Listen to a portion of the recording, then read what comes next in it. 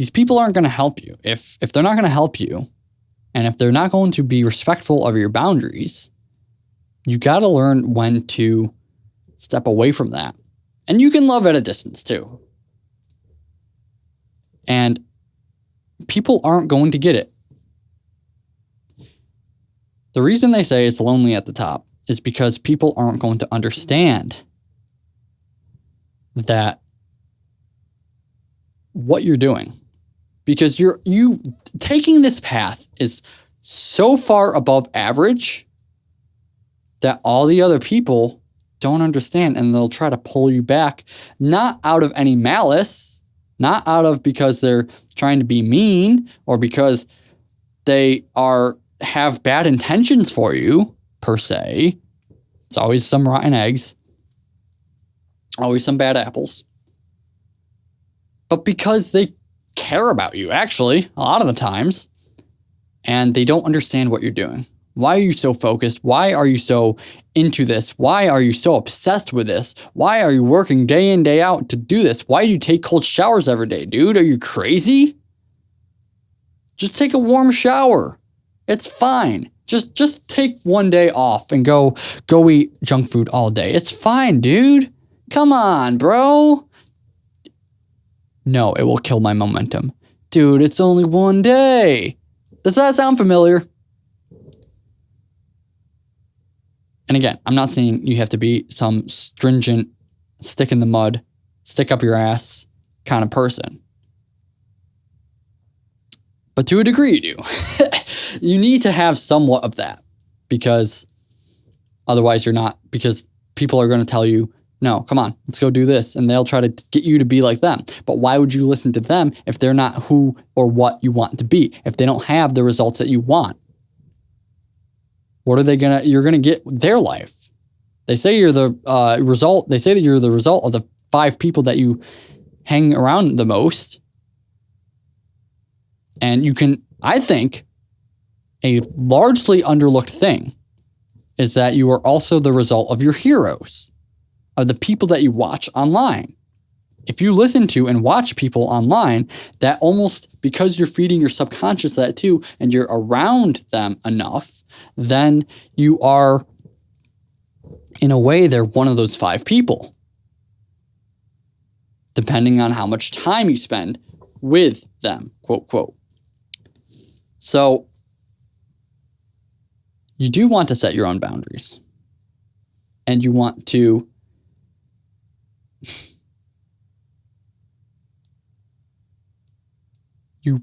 keep that there for you. So you want to be assertive about your structure and say, this is what's working for me. But you also don't want to be so stringent that you'll look back with regret.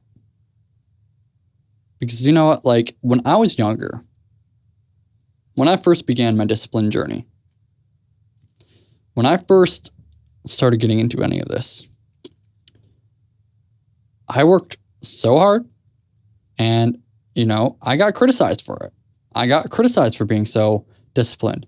And people were like, oh, look at you, snobby. You have to pencil me in. Like, yeah, dude, I got stuff going on. I can't just willy-nilly jump away from whatever I'm doing. I don't know how long I'll be away from that. I don't know how much that's going to affect the work that I'm trying to do and get progress every single day. I don't know what is going to happen after that. I don't know how that's going to affect my mental state. I'm working right now. I need to do this. I'll gladly spend time with you later. We need to do that at another time. I'll gladly go and meet you halfway and work at a time and be with you at a time that works for the both of us. But I am trying to achieve this thing right now, and that is going to require all of my effort and intensity towards this one thing, and I can't always just be giving that away, right? The one thing that I felt bad about is that I worked so hard and so much that I neglected time with my dog. And I spent a good amount of time with my dog, don't get me wrong. But I do wish that I'd spent a little bit more time, that I wasn't that stringent, that I wasn't so focused on getting that goal that I stopped spending as much time with my dog. I wish it's okay if I cut out a little bit more, but I wish I spent more time with my dog. She passed away in 2018. So after that, I felt horrible about that. Looking back, yes, I spent I feel like I spent lots of time with her, but I could have spent a little more. So you want to remember that. And that was a great lesson for me. You don't want to be looking back and regret the time that you didn't spend with people that you care about and love. As long as they're not being toxic. If they're toxic and they're trying to get you doing things that you don't care about, that you don't want to be, that you don't want to do anymore, remember that they're always going to keep dragging you towards that. And you can spend some time with them too. I'm not saying you don't have to cut them off completely, but less time, you know? But maybe you do have to cut them off completely. I can't say. I'm not you. I don't know what's going on. I live my life in a way that I live my life for me. So I can't tell you if you can or if you should or not. What I can tell you is that you should have it somewhat balanced and not necessarily 50-50. All I'm saying is make time for the people you care about and love, that support your goals and dreams, that will respect your boundaries. That's all I'm saying. You know, because you can't get this time back. And that has a double meaning here. That's a double-edged sword because you can't get this time back. I want to spend it as much as possible investing in my future and working on my goals so that I can achieve what I want to achieve and have the life that I want to have. And in the future, I will be better off. That's one side.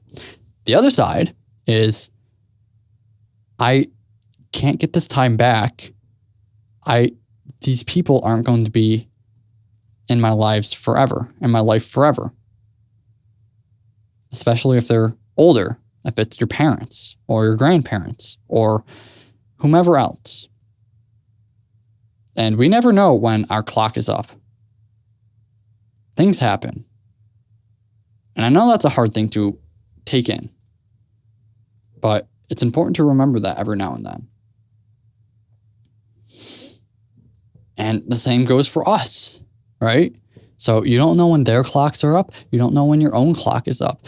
So you do all this work and you never spend any time. If you never spend any time with your family, with your loved ones, you're so stringent like Scrooge that you cut them all off completely because you want this goal. Well, what good is that? What if you died tomorrow? You know, and you've been doing that for years. Or what if your goal takes longer than you think? Would you regret it? Would you have these feelings of guilt and wish you spent more time with those people?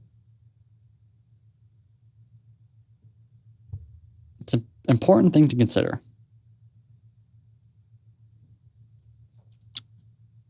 And a lot of times, if these people are good people that are good for you, having them in your life will actually uplift you and will help you achieve your goals too. And more isn't always better when it comes to time being put into things. And you can argue that that's false. I get that.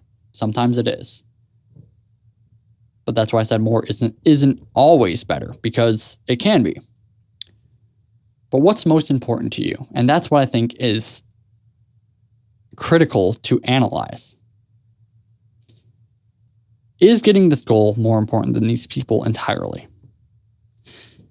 And if you're not sitting there and thinking about that, you're going to put your goal of, I want this so bad, a lot of times it's material things for these people. A lot of people have surface value intentions of getting a Lamborghini, and that's their main crux of a goal. That's what they want the most. Guess what? 5 years later, let's say you did it. You got that Lambo. and everybody you cared about is gone. Is the Lambo worth it then? Who do you have to share it with? A lot of people, and again, with the health thing, a lot of people, if you cut out all your sleep, well, first of all, that's going to impact the way you operate. Get the amount of sleep that you can get that works for you. Maybe you need to cut out a little bit. If you're sleeping 9 hours, maybe you can sleep 7.5. Maybe you can sleep 7, but don't go below 7. Again, I'm not you. I don't know how much sleep you need, but they say 7 to 9 hours. And I found for me, that is a pretty good range. My point is a lot of people at 85 years old, looking back, there's not a damn person that wouldn't trade all of their wealth, all of the possessions that they have, to have the health that you have right now, the energy that you have, the youthfulness that you have. Obviously, I'm assuming here, but I'm assuming you're younger than 85. If you're not, good for you. And the relationships that you have, all of it. Give away every last cent, the shirt off their back, just to have those things again. That's just some food for thought, because I don't think when we're in the good old days, we realize it as much as we should. Hey, if you enjoyed this video, you can watch the full version right here.